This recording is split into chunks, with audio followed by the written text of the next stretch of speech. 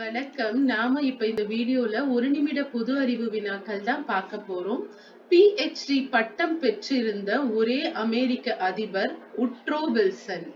இந்தியாவின் முதல் அணுமின் நிலையம் தாராப்பூரில் அமைக்கப்பட்டது. ஆப்பிரிக்கா கண்டத்தில் மட்டும் வரிகுதிரை காணப்படுகிறது.